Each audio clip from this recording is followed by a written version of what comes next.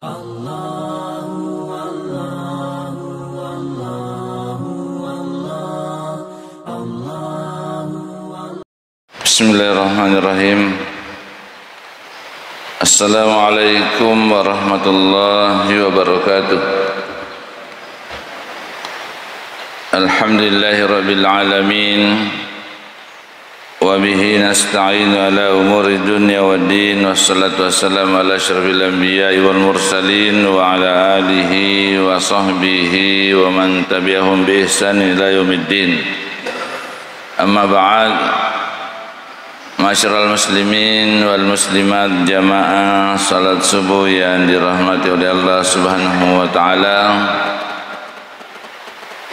Tasyukur sima puji lori sisi rajana pun Allah Subhanahu wa taala. Iye subuh tu pandang angka mana mau pinawere ngadi singang. Nanya kesempatan atau hadir si masjidita dalam rangka pasilendar ngiko jibata, yaitu salat subuh secara berjamaah. Salawat bapa salam ala Nabi Muhammad sallallahu alaihi wasallam, Nabi uswatun hasanah bagi kita semua. Pada subuh hari ini kita akan membahas tentang salah satu bab dalam fikih taharah, yaitu masalah wudu atau masalah jenne.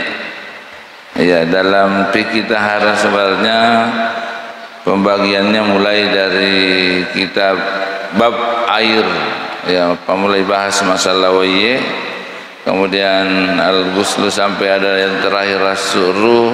Sekarang kita langsung saja ke bab wudu, bab jenne.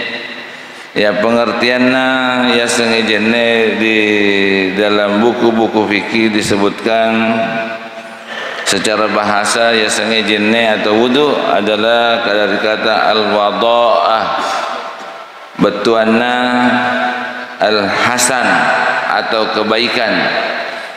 Biasa tu nabat tuang itawe dengan bermakna an-nadhafah, kebersihan. Ya, kebersihan. Biasa ya apa? An-nadhafatu minal iman. Kebersihan itu bagian daripada iman. Kemudian dalam istilah fikih menurut ulama-ulama fikih, yang pertama ulama al-Hanafiyah, ulama-ulama yang pengikutnya Imam al-Hanafi nabetuangimi ya sengejenne al-ghuslul wal-ghuslu wal mashu ala a'dha'i mahsusah. Ya sengejenne ia itu membasuh dan menyapu dengan air pada anggota badan tertentu. Ya, yang namanya wudu adalah menyapu atau membasuh dengan air anggota badan tertentu. Sementara pengertian yang dikemukakan oleh ulama al-Malikiyah, pengikutnya Imam Malik, maka wudu adalah taharah dengan menggunakan air yang mencakup anggota badan tertentu, yaitu 4 anggota badan dengan tata cara tertentu. Disebutkan di sini 4 anggota badan dengan cara tertentu. Apa yang 4 anggota badan itu disebut wajah, ya, wajah, tangan, kemudian kepala dan kaki. Nah, disebutkan yang disebutkan dalam Al-Qur'an. Sementara ulama-ulama Syafi'iyah, pengikutnya Imam Syafi'i, dalam buku-buku karangannya ulama-ulama pengikutnya Imam Syafi'i nabetuang wijenne si bahwa penggunaan air pada anggota badan tertentu dimulai dengan niat. Penggunaan air untuk anggota badan tertentu yang dimulai dengan niat. Air pengertiannya ulama tiga ulama, kemudian yang terakhir ulama Al-Hanabilah atau makedagi berikutnya Ahmad bin Hanbal. Nah, bertuangi wudu adalah penggunaan air yang suci pada keempat anggota tubuh, yaitu wajah, kedua tangan, kepala dan kedua kaki dengan tata cara tertentu sesuai dengan syariah yang dilakukan secara berurutan dengan sisa furud. Jadi masyaallah muslimin yang dirahmati oleh Allah Subhanahu wa taala, begitu pengertian walaupun secara umum hampir sama maksudnya. Ya, pada menemui pengertiannya, mungkin ada yang ditambah, ada yang melengkapi. Kemudian sedangkan kata wadu'u bermakna air yang digunakan untuk berwudu. Al-wadu yaitu air yang dipergunakan untuk berwudu. Jadi kalau kita meloki betuangi si kita secara umum wudu ya setengah jenne ia nartu ibadah ritual untuk mensucikan diri dari hadas kecil dengan menggunakan media air. Jadi wudu ibadah ritual. Ya setengah ibadah masyarakat muslimin yang dirahmati oleh Allah Subhanahu wa taala. Purani napak guruan Nabi Muhammad sallallahu alaihi wasallam. Ya, tinggal penjelasannya dari ulama-ulama, ya penjelasannya dari buku-buku fikih. Nah, itu penjelasannya. Kemudian jadi ibadah ritual kita tidak boleh merubah cara berwudu atau menambah tata cara berwudu ini. Ya, sesuai dengan ajaran Al-Quran dan ajaran Rasulullah SAW, karena ini disebutkan adalah ibadah ritual untuk mensucikan diri dari hadas kecil dengan menggunakan air, yaitu mungkin dengan cara membasuh, ya ada membasuh, ada mengusap, kemudian kepada anggota tubuh tertentu menggunakan air sambil berniat di dalam hati dan dilakukan sebagai sebuah ritual khusus atas peribadatan. Jadi ibadah ritual khusus yang terkait dengan ibadah. Nah, jadi masyarakat muslimin yang namanya wudu ini adalah ibadah ritual, tata caranya sesuai dengan aturan yang telah ditetapkan oleh agama kita. Dasar disyariatkannya ya sengejene disyariatkan sejak mula turunnya Islam, bersamaan waktunya dengan diwajibkannya salat di Mekah jauh sebelum masa Isra Miraj ke langit. Ya, jadikan kita paham bahwa salat 5 waktu yang kita lakukan sehari-hari itu adalah pura mani Isra Miraj Nabi sallallahu alaihi wasallam napa nakenaki kewajiban. Sebelumnya salat itu masyarakat muslimin yang dirahmati oleh Allah Subhanahu wa taala hanya 2 rakaat. Ya, 2 rakaat salat yang dilakukan oleh Rasulullah sallallahu alaihi wasallam. Kemudian kewajiban wudu didasarkan dalam Al-Qur'an surah Al-Maidah ayat 6. Napa ada buang Allah Ta'ala, ya ayyuhalladzina amanu idza kumtum ilas shalah, wahai orang-orang yang beriman, idza kumtum ilas shalah, apabila kalian berdiri untuk melaksanakan salat, faghsilu wujuhakum, maka cucilah mukamu, wa aydiyakum ilal marafiqi, dan tanganmu sampai kedua tanganmu sampai di siku. Ya, jadi cucilah wajahmu, faghsilu wujuhakum wa aydiyakum ilal marafiqi, siwa limam dua tangan sampai di siku, wamsahu biru'usikum, dan basuhlah kepalamu, wa arjulakum ilal ka'bain, dan kedua kakimu sampai di mata kaki. Itu yang keempat yang secara khusus yang disebutkan dalam Al-Quran, anggota wudu. Maka dia anggota wudu.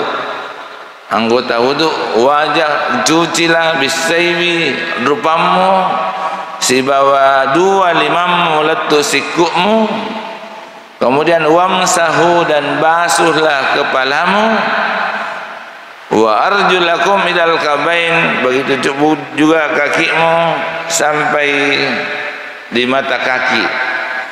Kemudian dalam as-sunnah, dalam hadis Rasulullah sallallahu alaihi wasallam, napuadai nabita, diriwayatkan dari Abu Hurairah, maka dari an Abi Hurairah anin Nabi sallallahu alaihi wasallam qala, boleh dari Abu Hurairah, boleh dari Nabi sallallahu alaihi wasallam, napuadai la salata liman la wudu'a lahu wa la wudu'a liman la yadhkuru ismallahi alaihi.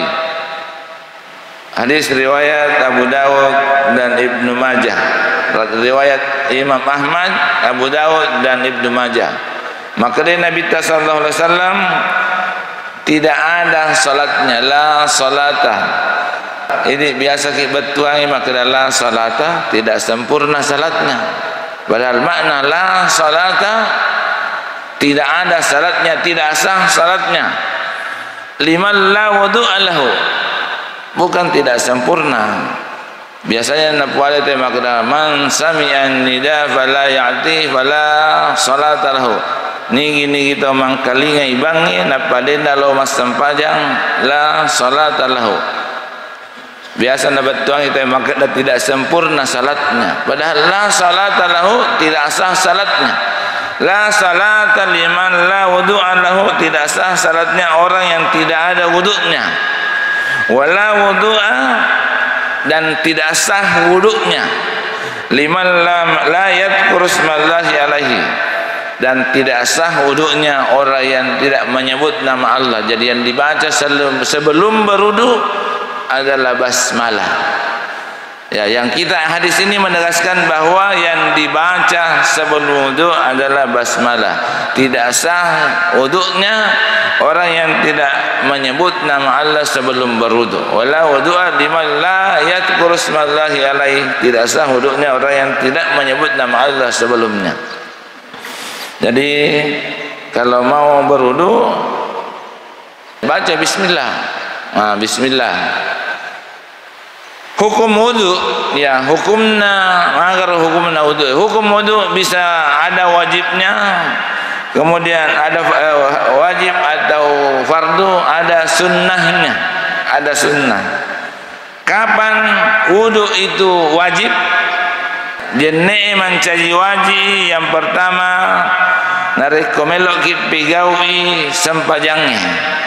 Untuk melakukan salat diwajibkan berwudu, wajib jenne. Baik untuk salat wajib maupun salat sunnah. Ya, termasuk juga di dalamnya sujud tilawah yang disebutkan sujud tilawah. Kemudian dalilnya adalah itu tadi surah Al-Maidah ayat 6, ya ayyuhalladzina amanu idza qumtum ilas shalah faghsilu wujuhakum. Al-Maidah, wahai orang-orang yang beriman, apabila kalian mau melaksanakan salat, berdiri untuk salat, maka cucilah wajahmu, tanganmu, kedua tanganmu sampai di siku, kemudian basuhlah kepalamu dan kakimu sampai di mata kaki. Kemudian hadisnya terkait wajibnya wudu sebelum salat itu tadi, la wudu'a liman la salata liman la wudu'a lahu, tidak sah salatnya orang yang tidak ada wudunya. Wala wudu'a liman lam yadhkur ismallahi alaihi, dan tidak sah wudunya orang yang tidak membaca basmalah. Kemudian selanjutnya masyarakat muslimin yang dirahmati oleh Allah Subhanahu wa taala, wajib wudu narekomeloki matawaf okko Ka'bah. Ya. Kita mau tawaf di Ka'bah. Jumhur ulama mengatakan bahwa hukum berwudu untuk tawaf di Ka'bah adalah wajib, kecuali pendapatnya ulama Al-Hanafiyah. Ya, kalau di Muhammadiyah juga masuk di tarjih terbahas bahwa wudu itu wajib ipigawi narekomeloki matawaf, didasarkan hadisnya Rasulullah sallallahu alaihi wasallam boleh dari Ibnu Abbas radhiyallahu an. Napuadai Nabi sallallahu alaihi wasallam tawaf di Ka'bah itu adalah salat. Tawaf di Ka'bah adalah salat, kecuali Allah telah membolehkannya untuk berbicara saat tawaf. Siapa yang mau bicara saat tawaf, maka bicaralah yang baik-baik. Artinya masyarakat muslimin yang dirahmati oleh Allah Subhanahu wa taala, nasabairo tawaf merupakan bagian dari termasuk salat nabuada nabita, maka nawajiki wudu ilalanna narikumat tawaf baki. Bahkan ketika kita tawaf sementara tawaf baki na tapabatali jeneta kita hentikan tawaf na napaloki majenne. Ya, makin majenne kemudian kembali menyambung isambung mani, tidak memulai lagi dari awal. Isambung mi tawaf ta insyaallah. Kemudian yang ketiga, masyarakat muslimin yang dirahmati oleh Allah Subhanahu wa taala, pendapat yang ketiga wajibnya wudu, walaupun ini berbeda pendapat di kalangan ulama.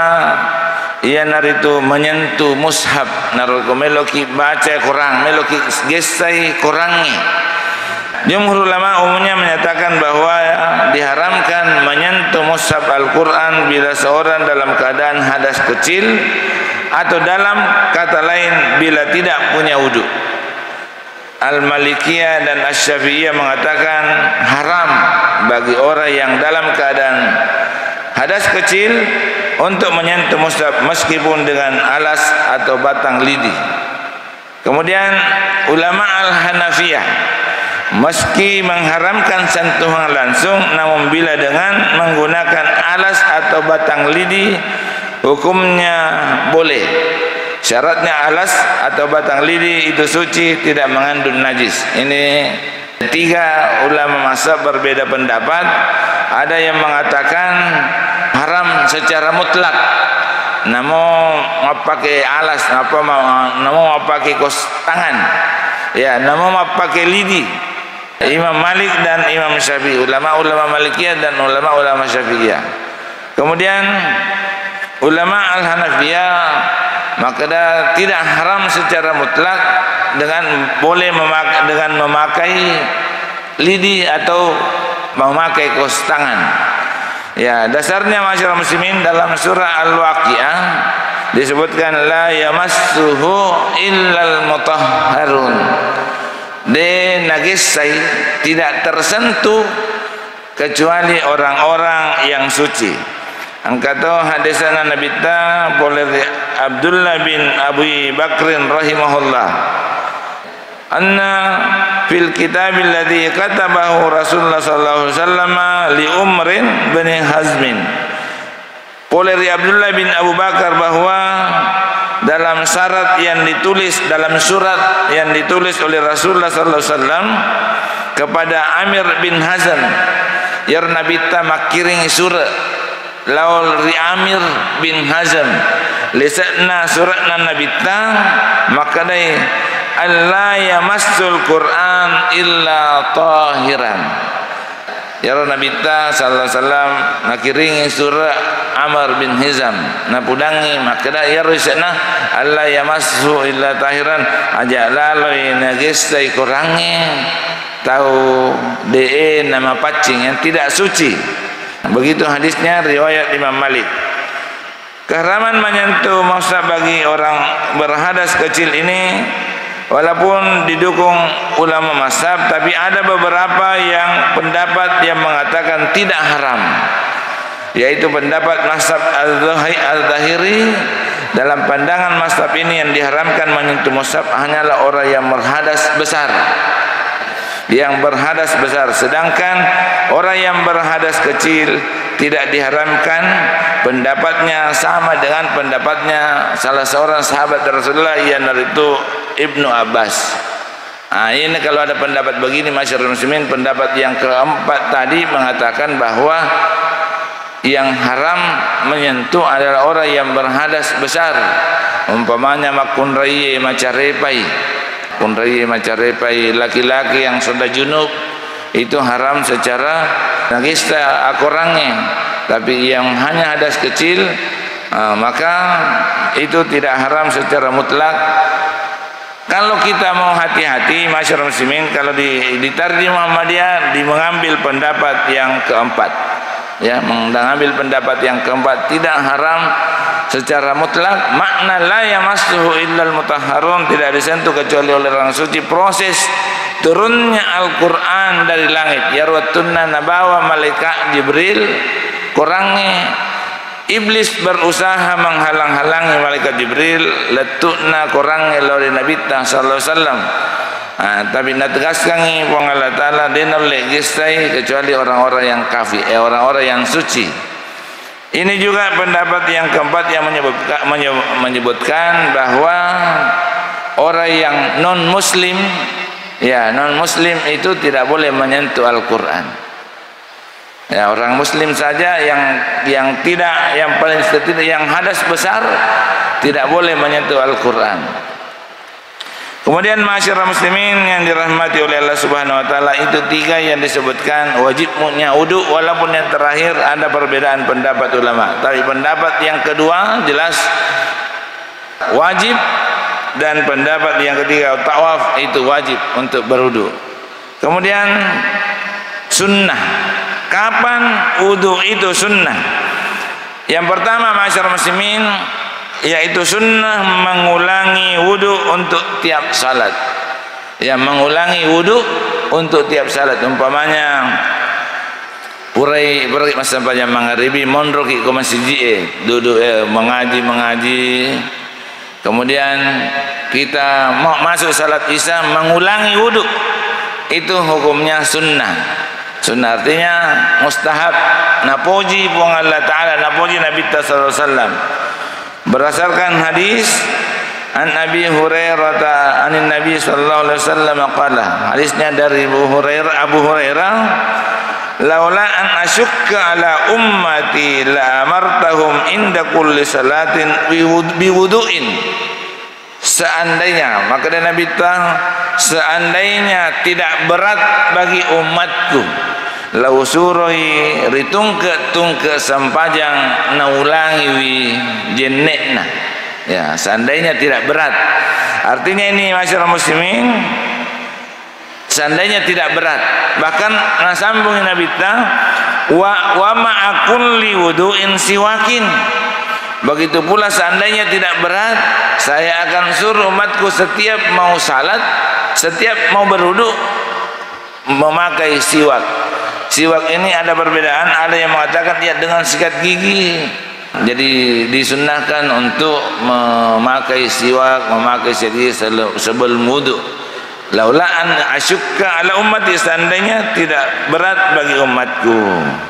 Jadi itu sunnah. Yang kedua sunnah ketika akan tidur, sunnah berwudu, ya, disunnahkan ki majenne dari komelo ki matindro. Napuadai Nabi sallallahu alaihi wasallam, idza ataita madja'aka. Nariko ini hadis dari Al-Barra bin Asib. Napuadai Nabi sallallahu alaihi wasallam, idza ataita madja'aka, narikumu puleiwi tempat tidurmu. Ya, apabila kalian mendatangi tempat tidur kalian, fatawa'da wudu'aka lis-shalah, maka berwuduklah seperti wudukmu mau salat. Jadi wuduk kalau mau tidur disunahkan berwuduk, cara wuduknya sama dengan wuduk pada jenek tak narikomeloki mas sempajang. Summat fadi' ala syaqqiqal aiman, kemudian tidurlah menghadap, menindis tangan bagian kanan. Tidurlah dengan posisi ke kanan, ya, tidur ke kanan. Hadis muttafaqun alaih, hadis riwayat Bukhari dan Muslim. Tetapi Al-Malikiyah menyatakan bahwa wudhu sebelum tidur hukumnya mustahab. Dan dalam salah satu kaul dalam mazhab itu disebutkan bahwa wudhu junub disunnahkan sebelum tidur. Bahkan Imam Malik tetap mengatakan namoki nasang junnu, ya, pernah sudah berhubungan suami istri kemudian mau tidur. Ulama-ulama Malikiyah mengatakan bahwa tetap disunnahkan untuk berwudu. Sedangkan Asy-Syafi'iyah mengatakan bahwa wudu menjelang tidur bukan merupakan sesuatu yang mustahab. Ya, ini juga berbeda pendapat ulama masyarakat muslimin yang dirahmati oleh Allah Subhanahu wa taala. Kemudian yang ketiga, sunnah sebelum mandi janabah. Ya, jadi itu sunnah mandi janabah. Sunnah mandi junub. Mandi junub itu rukunnya ada dua. Yang pertama adalah niat, yang kedua basahnya seluruh anggota tubuh. Ya, kuburan iman niat mandi junub napa lupa no salu dia itu sah. Ya, itu sah. Yang penting basah semua anggota tubuh. Tapi ada sunnah, ada disunnahkan sebelumnya, disunnahkan berwudu sebelum mandi janabah. Jadi itu Imam Mulaiwi ya mandi junub dengan sama dengan wudu sebelum salat. Disebutkan sabda Rasulullah SAW dari Aisyah radhiyallahu anha bahwa Rasulullah SAW bila dalam keadaan junub dan ingin makan atau tidur, beliau berwudu terlebih dahulu. Mel imatinro Nabi ta, nah budaan dari Aisyah, maka dia berwudu dulu. Kalau walaupun dalam keadaan junub, kemudian dia mau makan, dia mau tidur. Hadis riwayat Ahmad dan Muslim. Kemudian dari Aisyah, Rasulullah SAW bila ingin tidur dalam keadaan junub, beliau mencuci kemaluannya dan berwudu terlebih dahulu seperti wudu untuk salat. Jadi disunnahkan untuk berwudu, jadi termasuk dalam mandi. Kemudian dari Abu Sa'id Al-Khudri bahwa Rasulullah SAW bersabda, bila kamu berhubungan dengan istrimu dan ingin mengulanginya lagi, maka hendaklah berwudu terlebih dahulu. Nah, ini beberapa hal yang dalam keadaan junub disunnahkan untuk dilakukan wudu lagi, masyaallah muslimin. Kemudian selanjutnya yang keempat, disunnahkan wudu ketika marah. Ya, angkat tu hadisan Nabi biasa yang kalinga maka dah idza ghadiba ahadukum falyatawadda, apabila di antara kalian marah hendaklah dia berwudu. Hadis riwayat Ahmad dalam musnadnya. Jadi sunnah berwudu kalau marah. Angkat tong bakda sitongotongan na ya rocai boleh resitange. Ia rosetange terbuat dari api. Api itu dipadamkan dengan air. Maka ketika marah itu adalah bagian dari setan, maka berwuduklah ketika marah. Jadi masyarakat muslimin yang dirahmati oleh Allah Subhanahu wa taala, tambahan-tambahannya adalah ketika melantunkan azan dan iqamah. Ya, yarko dalam keadaan tertentu mau meloki bang atau mau meloki kama, ya sunnah berwudu walaupun tetap sah azannya orang yang tidak wudu. Kemudian masyarakat muslimin yang dirahmati oleh Allah Subhanahu wa taala, ya kita akan masuk ke tata cara wudunya Rasulullah SAW, tapi ini panjang. Mungkin kita akan bahas pada pertemuan yang akan datang. Mari kita menutup dengan sama-sama membaca kafarat majelis. Subhanakallahumma rabbana bihamdika asyhadu an la ilaha illa anta astaghfiruka wa atubu ilaik. Nasrun minallah wa fathun qarib wa basyiril mu'minin. Wassalamualaikum warahmatullahi wabarakatuh. Ada bertanya, jadi bukan sunnah, wajib membaca basmalah sebelum berwudu. Bagaimana kalau dalam kamar mandi? Ya, nanti nawak ding itu puasana pong Allah Ta'ala di dalam WC. Di dalam WC. Ini Ada dua pendapat ulama. Pendapat ulama yang pertama, sebelum masuk ke WC baca basmalah. Ulama yang lain berpendapat baca basmalah tapi dalam hati, tidak disebutkan. Yang dilarang itu adalah menyebut nama Allah. Nah, kemudian pendapat yang kedua, ini boleh dilakukan dua-dua. Sebelum masuk kan ada doa masuk WC, Allahumma inni a'udzubika minal khubuthi wal khaba'ith. Itu doa masuk WC. Kemudian sebelum masuk, kalau kita mau berwudu baca basmalah supaya tidak disebut di dalam. Tapi ada ulama yang sama sekali tidak boleh berwudu di dalam WC. Piko kan cara nak melok dia junnu, nah sunnah berwudu. Sunnah. Jadi disebutkan di dalam hati. Wallahu a'lam.